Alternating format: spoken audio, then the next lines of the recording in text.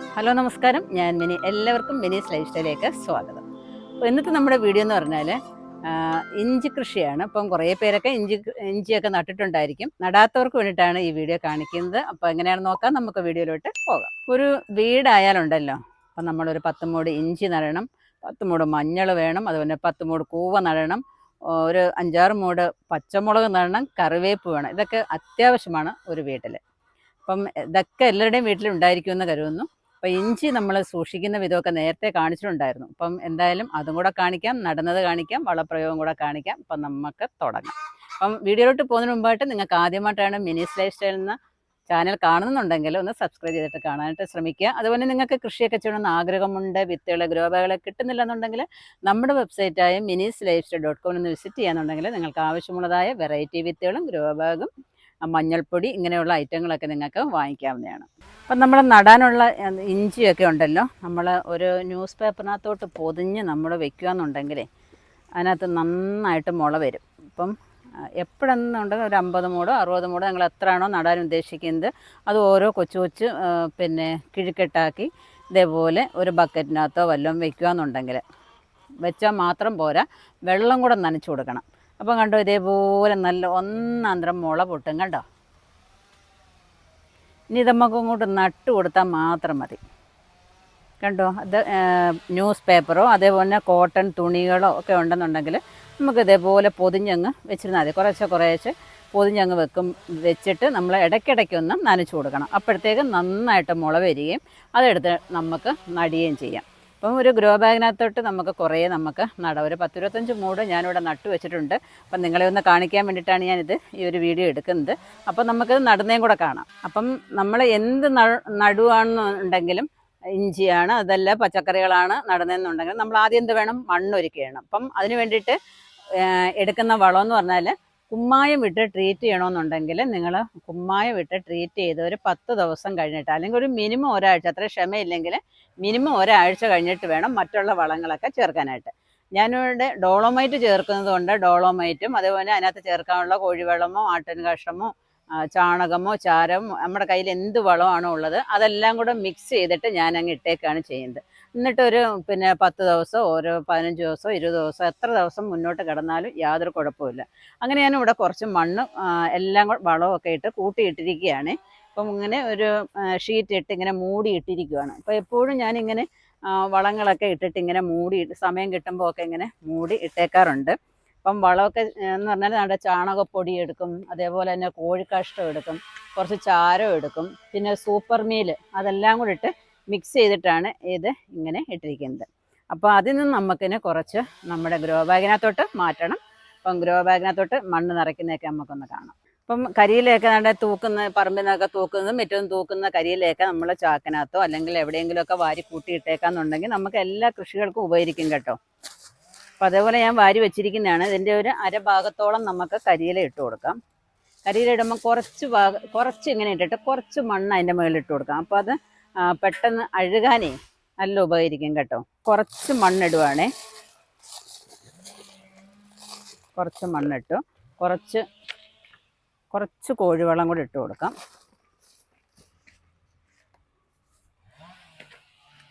ഒരു സ്വല്പം ചാണകപ്പൊടിയും കൂടി അത് ഇട്ട് കൊടുക്കാം. എന്നിട്ട് കുറച്ച് കരിയിലയും കൂടെ അങ്ങനെ മിക്സ് ചെയ്തിടാം.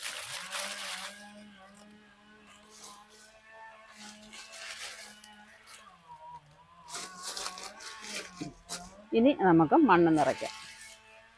അപ്പോൾ ഈ ഗ്രോ ബാഗ് എന്ന് വെച്ചാൽ ഇപ്പം നമ്മുടെ വെബ്സൈറ്റിൽ കൂടെ നമ്മൾ കൊടുക്കുന്ന ഗ്രോ ബാഗാണ്. 12x12 ആണ് ഇതിൻ്റെ സൈസ്. അതുപോലെ 250 GSM ആണ്. നല്ല സൂപ്പർ ഗ്രോ ബാഗാണ്. താല്പര്യമുള്ളവർക്കൊക്കെ ഇത് വാങ്ങിച്ച് നടാവുന്നതാണ് കേട്ടോ. നല്ല വിസ്താരമൊക്കെ ഉള്ള ഗ്രോ ബാഗാണ് കേട്ടോ. അപ്പം നമ്മൾ കൂട്ടിയിട്ടിരിക്കുന്ന മണ്ണ് ഒന്നുകൂടെ ഒന്ന് ഇളക്കി കൊടുത്തതിന് ശേഷം വേണം ഗ്രോ ബാഗിനകത്തോട്ട് നിറയ്ക്കാനായിട്ട്. എല്ലാ വളവും കൂടെ മിക്സായി കിടക്കുകയാണ് കേട്ടോ.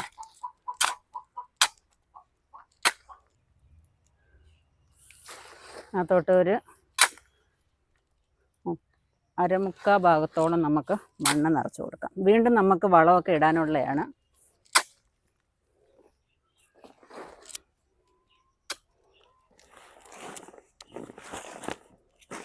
മതി.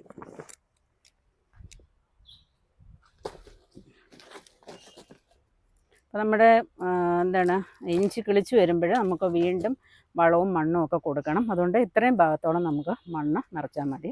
ഒരുപാട് കല്ലൊന്നും ഇല്ലാതെ ഇരിക്കുക. അപ്പം നമുക്ക് ഇഞ്ചി നടാം. ഇത്രയും ആയിട്ടങ്ങ് നടുന്നില്ല, ഞാനൊന്ന് കട്ട് ചെയ്ത് നടുന്നതാണ്.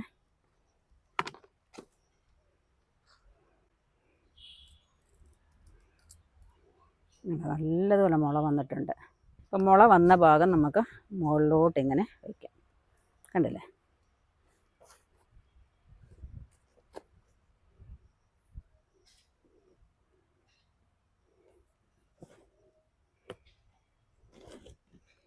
ഇങ്ങനെ അങ്ങോട്ട് നട്ടു കൊടുക്കാം. അപ്പോൾ ഒരു 3-4 ദിവസമൊക്കെ ആകുമ്പോഴത്തേക്ക് നന്നായിട്ടങ്ങ് മുള വന്നോളും കേട്ടോ. എല്ലാവർക്കും ഇഞ്ചിയിലുണ്ടാകുന്ന ഒരു പ്രശ്നമാണ് ഇഞ്ചിയുടെ മഞ്ഞെടുപ്പ്, അതേപോലെ കൂമ്പ് ചീഞ്ഞു പോവുകയൊക്കെ ഉണ്ടാകാറുണ്ട്. അപ്പോൾ അത് നമ്മളിങ്ങനെ അങ്ങോട്ട് നട്ടതിന് ശേഷം ഉണ്ടല്ലോ, ഒരു 15 ദിവസം കഴിയുമ്പം ഒരു ഗ്രോ ബാഗിന് 1 സ്പൂൺ വെച്ചിട്ട് സൂഡോമോണസ് എടുക്കുക. അത് കലക്കി ആ ഗ്രോ ബാഗിനകത്ത് നന്നായിട്ടങ്ങ് ഒഴിക്കുക. അതല്ല പറമ്പിലാണ് നടന്നുണ്ടെങ്കിൽ അങ്ങനെയും നിങ്ങൾക്ക് ചെയ്യാം. ഒരു ഗ്രോ ബാഗിൻ്റെ കാര്യമാണ് ഞാൻ പറയുന്നത്. പിന്നെയെന്ന് പറഞ്ഞാൽ അടുത്ത 15 ദിവസം കഴിയുമ്പോൾ വേപ്പിൻ പിണ്ണാക്ക് വാങ്ങിച്ചിട്ട് അത് ഒരു പിടിയെടുത്ത് വെള്ളത്തിൽ ഇട്ടിട്ട് അതിൻ്റെ വെള്ളം ഡൈല്യൂട്ട് ചെയ്തിട്ടും ഇതിനകത്ത് ഒഴിച്ചു കൊടുക്കാമെന്നുണ്ടെങ്കിൽ നമ്മുടെ ഇഞ്ചിയുടെ മഞ്ഞളുപ്പും ഒക്കെ മാറി നമുക്ക് നന്നായിട്ട് ഇഞ്ചി വിളവെടുക്കാനായിട്ട് സാധിക്കും.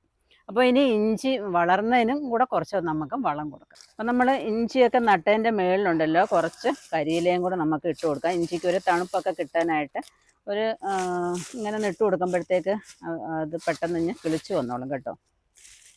ഒരുപാട് വെയിലുള്ളിടത്ത് കൊണ്ടുവെക്കാതിരിക്കുക. ഭാഗികമായിട്ട് വെയിൽ കിട്ടുന്ന സ്ഥലത്ത് വെക്കുകയെന്നുണ്ടെങ്കിൽ പെട്ടെന്ന് ഇങ്ങനെ വളർന്നു വന്നോളും.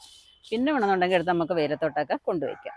ഞാനിപ്പം കുറേ ഇഞ്ചി പറമ്പിലും നട്ടിട്ടുണ്ട്, അതേപോലെ തന്നെ ഗ്രോ ബാഗിലും നട്ടിട്ടുണ്ട്. അപ്പം ഗ്രോ ബാഗിൽ നട്ടതൊക്കെ കണ്ട് കുറേ കിളിയിലൊക്കെ വന്നിട്ട് ഇങ്ങനെ പടർന്ന് വരുന്നേ ഉള്ളൂ. കുറച്ച് അധികമൊന്നും ആയിട്ടില്ലല്ലോ നട്ടിട്ട്. അപ്പം ഭയങ്കരമായ ചൂടായിരുന്നു, എങ്കിലും അതിൽ നിന്നൊക്കെ അതിജീവിച്ച് ഇത്രയൊക്കെ ആയിട്ടുണ്ട്. അപ്പം അതിനകത്തൂടെ നമുക്ക് കുറച്ച് വളമിടാം. അപ്പം ആദ്യം നമ്മുടെ പഴകിയ കോഴി കാഷ്ടം ഇട്ട് കൊടുക്കാം. കോഴിവളമൊക്കെ ഇട്ട് കൊടുത്താൽ അതിൻ്റെ ചെനപ്പൊക്കെ പെട്ടെന്ന് പൊട്ടും കേട്ടോ.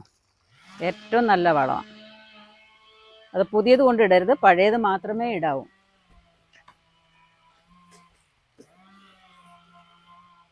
പിന്നെ കുറച്ച് ചാണകപ്പൊടി ഉണ്ട്, സൂപ്പർ മീൽ ഇട്ട് കൊടുക്കാം. ഇപ്പോൾ അതിൻ്റെ സൂപ്പർ മീലൊക്കെ തീർന്നു, എല്ലാത്തിനുമൊക്കെ ഇട്ടിട്ട് അത് തീർന്നു. കുറച്ച് ചാരം കൂടെ ഇട്ട് കൊടുക്കാം. ഇനി നമുക്ക് കുറച്ച് മണ്ണും കൂടെ അതിൻ്റെ മുകളിലോട്ട് ഇട്ട് കൊടുക്കാം. എന്നിട്ട് നമുക്ക് ഇനി അടുത്ത വളം എന്ന് പറഞ്ഞാൽ സ്ലറികളാണ്. സ്ലറികൾ നമ്മുടെ ജൈവ സ്ലറി, അതുപോലെ കഞ്ഞിവെള്ളം, അങ്ങനെ എന്തെങ്കിലുമൊക്കെ സ്ലറികളുണ്ടെങ്കിൽ നമുക്ക് ഇട്ട് കൊടുക്കാം, ഒഴിച്ചു കൊടുക്കാം. അപ്പോൾ ഈ മണ്ണൊക്കെ നമ്മൾ കൂട്ടിയിട്ടേക്കുന്നത് നമ്മുടെ ആവശ്യം കഴിഞ്ഞതിന് ശേഷം വീണ്ടും അതിനെ അങ്ങ് മൂടി ഇട്ടേക്കുക. ഒരുപാട് വെയിലൊന്നും കൊള്ളിക്കാതെ ഒന്നി ചാക്കിനകത്ത് വാരി കെട്ടി വെച്ചിരിക്കുക, അല്ലെങ്കിൽ എന്തെങ്കിലും വെച്ചിട്ട് നമ്മൾ മൂടി ഇട്ടേക്കാന്നുണ്ടെങ്കിൽ അങ്ങനെ അങ്ങ് കിടന്നുള്ളത്. അതിൻ്റെ ഗുണമൊന്നും നഷ്ടപ്പെട്ടു പോകും. അതിനിപ്പം മഴക്കാലമൊക്കെ വരുമല്ലേ.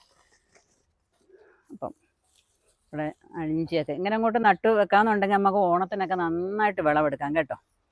അപ്പം നിങ്ങൾക്ക് എല്ലാവർക്കും ഈ ഇഞ്ചി നടിയിലും ഇഞ്ചി സൂക്ഷിക്കുന്ന വിധവും ഇഞ്ചിക്ക് വളം കൊടുക്കുന്ന രീതിയും ഒക്കെ ഇഷ്ടപ്പെട്ടു കാണുമെന്ന് വിചാരിക്കുന്നു. ഇഷ്ടപ്പെട്ടെന്നുണ്ടെങ്കിൽ ലൈക്ക് ചെയ്യുക, ഷെയർ ചെയ്യുക. ഇതുവരെയും സബ്സ്ക്രൈബ് ചെയ്യാതെ കാണുന്നവരാണെന്നുണ്ടെങ്കിൽ ഒന്ന് സബ്സ്ക്രൈബ് ചെയ്തിട്ട് കാണാനായിട്ട് ശ്രമിക്കാം.